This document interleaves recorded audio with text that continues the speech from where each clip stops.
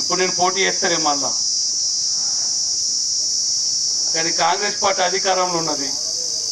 మీకు ఏ పని కావాలన్నా కాంగ్రెస్ పార్టీతోనే కావాలి కదా. ఏమమ్మా ఓన్ చేయాలా? మీ చెర్లకు నీళ్ళు కావాలంటే కాంగ్రెస్ పార్టీ వేయాలా? మీ తోటలకు పైప్ లైన్ వేసింది ఉన్నది, అది చాలా అయితే లేదు, అది చాలా చేయాలి కదా. పొలాలకు 3 ఎకరాలకు ఒక పైప్ వాళ్ళు పెట్టింది.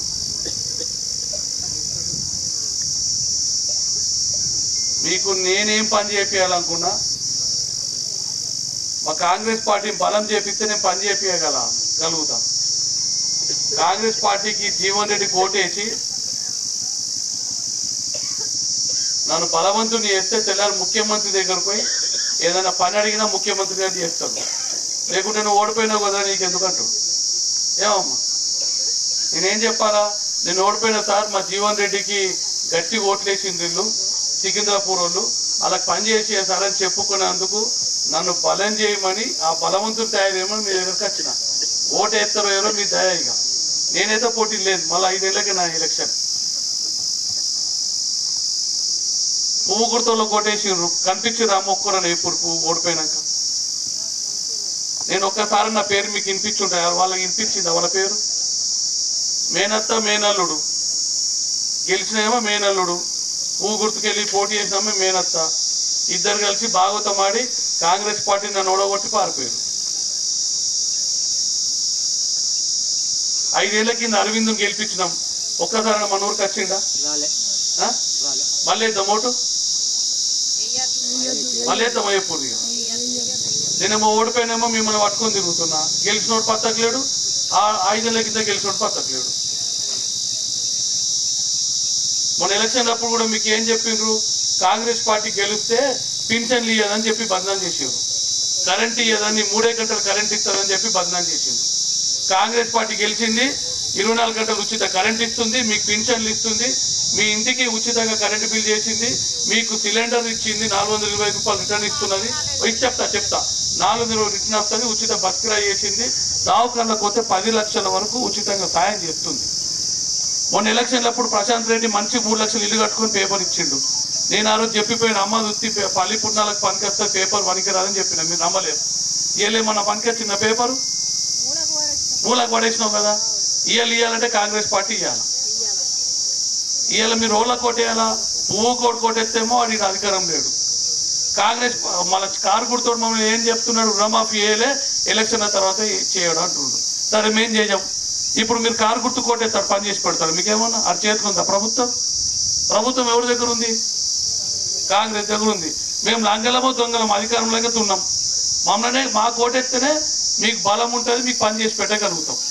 నమ్మితే మమ్మల్ని నమ్మాలి కదా అమ్మ. ఆ నమ్మితే అయితే మీ పని అవుతుందా? మళ్ళీ మీ ఊళ్ళో చెప్తుండట వాళ్ళు రుణమాఫీ చేయలేడు, మహాలక్ష్మి పథకం కింద 2000 ఇయ్యలేడు, ఇల్లు ఇయ్యలేడు. అరే మేము సంసారం పెట్టి 4 నెలలు అయింది, 4 నెలలు 2 నెలలు ఎలక్షనే ఉన్నది. మాకు ఆ 6 నెలలు అన్ని కుదురుకోవాలి కదా. ఇటు పట్టణొత్తంగా నీళ్ళు వచ్చే డంకిన్ కాదు కదా ఇది. అమ్మ చెప్తా, నేను నీకు చెప్తా, నేను అంత వస్తా. ఇప్పుడు 3 చెప్పిన ఎవరో అంటూ 420 రూపాయలు మా సిలిండర్ మా ఖాతాలో వాళ్ళు ఏమంటున్నారు? అది కానూన్ అయిందమ్మా, ఖచ్చితంగా పడితే మీరు చూసుకో, మా ఖాతా చూసుకో, లేకుండా పడితే గ్యారెంటీగా పడతాయమ్మా. అవి కూడా అందరికి రాలే, అందరికంటే 90 పైసల మందికి వచ్చినావు, 10 పైసల మందికి రాలేవు. రాకపోతే సాంకేతికంగా జోడించాలి. అంటే మన డబుల్ బంగ్లాలకు ఇస్తలేరు, అంటే 2 పెద్ద ఇల్లు ఉంటే 200 యూనిట్లు కలిసి రావు. అమ్మ నీకు వచ్చి నువ్వు ఒప్పుకుంటున్నావు, రానోళ్ళు కూడా ఉంటారు ఇలా.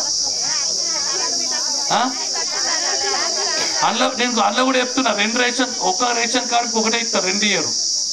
పెద్ద ఇల్లు ఉంటే 500 యూనిట్లు కలిస్తే ఇయ్యరు, 200 యూనిట్లు దాటి ఇయ్యరు. 200 యూనిట్ల కన్నా ఎక్కువ అయితే మనం మీరు ఉపాధి హామీ ఉంటే మన ఇంటికి టీవీ నడుస్తుంది, మన ఇంటికి కూలర్ నడుస్తుంది, బోరింగ్ నడిపిస్తారు మన వాళ్ళు. ఇప్పుడు మొన్నదాకా బస్సులేమో ఖాళీ పోతుండే, ఫ్రీ అయ్యాక అక్కడ రాను కూడా ఎక్కుతున్నారు, మీకు ఇబ్బంది అవుతున్నది. మమ్మల్ని తిడుతున్నారు బస్సులు సరిపోతలేవని. మేము ఏం చేయాలమ్మా? మీరు అక్కడ లేని కూడా ఎక్కినాక మేము ఏం చేస్తాం చెప్పు? పని చేయరు. ఇక అదే ఇట్లా లంగ మాటలు చెప్పిపోతారు. కాంగ్రెస్ పార్టీకి వెళ్తే పింఛన్ ఇయ్యదు, కరెంట్ అని చెప్పారు కదా, మళ్ళా లంగ మాటలు చెప్పిపోతున్నారు మా మీద. మీరు అలా మాటలు నమ్మకుండ్రమ్మా. దీంతో పాటు రుణమాఫీ చేస్తామని అమ్మ, మరి ఆగస్టు 15వ తారీఖు రుణమాఫీ చేస్తామని ముఖ్యమంత్రి గారు చెప్పారు. తప్పకుండా ఆగస్టు 15 లోపల మీ రుణమాఫీ జరుగుతుందమ్మా. నచ్చింది మాకు ఇంకొక 6 నెలల సమయం ఉంది. ఆడు 10 ఏళ్ళు ఒక్క బిఎఫ్ కారెట్ ఇవ్వలేడు. ఇక మేము వచ్చి 2 నెలలు కదా బిఎఫ్ కారెట్ ఇవ్వడం మమ్మల్ని పొడిస్తే మేము ఏం చేయగలుగుతాం? కొంత సంతానం కుదురుకొని అంటున్నాం. ఒక 6 నెలల సమయం ఉంది. ఎలక్షన్ అయినాక మిరుగుతో ఎలక్షన్ అయిపోతుంది. తర్వాత 2 నెలల్లో కూడా మీకు రేషన్ కార్డు ఇస్తాం, మీ రుణమాఫీ చేస్తాం. మరి అన్ని రైతులకైనా మా భూములకి ఏం లేదా మేము పేదలు ఉన్నామని మొత్తం మంది ఇక్కడ అక్క జిల్లాలు అంటారు. మీకు కూడా ఎకరానికి సంవత్సరానికి భూమి లేనలకు 15,000 ఇస్తాను కాంగ్రెస్ పార్టీ చెప్పింది. తప్పకుండా 15,000 రూపాయలు ఇస్తుంది కాంగ్రెస్ పార్టీ. మీరు నమ్మకంగా ఓపిక ఉండాలని చెప్పి మీ అందరు కూడా కోరుకుంటున్నాం. ఇండ్లుగా మనం 3 లక్షల పేపర్ కాగితం అని చెప్పి పిచ్చి కాగితం అని చెప్పిన. మాకిప్పుడు ముఖ్యమంత్రి గారు 3,000 ఇండ్లు ఇచ్చిండు ఒక్కొక్క నియోజకవర్గానికి. మీ ఊరికి ఒక 30-40 ఇండ్లు వస్తాయి. ఇవి 30-40 ఇండ్లు ఏడాదికి 3,000. 30 ఒకటేసారి అంటే మనిషికి 5 లక్షలు అంటే ఉత్తా కుదరాయి కదా, లేవు పైసలు అన్ని గాను. 30 ఇండ్లు వస్తాయి. వీడు 10 ఏళ్ళు ఉన్నాడు, టీఆర్ఎస్ ఒక్క ఇల్లు కూడా ఇవ్వాలి. మాకు నెలకు ఏడాదికి 30 ఇస్తాం. మీరు ఒప్పుగా పట్టాలా లేదా? ఈ 30 వాళ్ళకి ఇద్దాం, పేదోళ్ళకి ఇద్దాం. పేదోళ్ళ ఇల్లు లేనోళ్ళు ఫస్ట్, దాంట్లో ముసలోళ్ళు ఫస్ట్, తర్వాత కాళ్ళు చేతులు పనిచేయనోళ్ళు ఫస్ట్. ఒకవేళ అందరికి 5 లక్షలు ఇస్తామంటే ఇగో మావాడు కూడా అడుగుతాం. మా గంగాధర అన్న కూడా నాకు కూడా 5 లక్షలు కావాలంటాడు. అంటే నీది కాదమ్మా, నేను చెప్తున్నా. 5 లక్షలు అంటే ఓళ్ళు ఊకుంటారమ్మా, ఓళ్ళు ఊకోరు. నాకు కూడా నేను వీళ్ళు ఉన్నాను మైక్ ఉందని మాట్లాడుతున్నా. పక్కకుంటే నాకు కూడా 5 లక్షలు అంట అదంటారా? ఇంకొక అంతరం వేసుకుంటా అంట బయట. ఇవి మీకే ఇస్తాం, మీ మహిళా సంఘాలకు ఇస్తాం, మీరు పంచుండ్రి. మేము పంచినామనుకో మనం బండు తిడతారు. మీరు దోస్తులకు ఇచ్చుకున్నారు, చుట్టాలకు ఇచ్చుకున్నారు, వాళ్ళ కార్యకర్తలకు ఇచ్చుకున్నారని. మీకే అప్ప చెప్తాం, మీ మహిళా సంఘాలలో పంచుకోండి. ఇలా అడ్డు జోకిచ్చిర్రు, అందరూ జోకిచ్చిర్రమ్మా. ఏమన్నా కడతా కొట్టిర్రా? ఎందుకు కొట్టలే కడతా? ఎందుకు కొట్టలే చెప్పురమ్మా.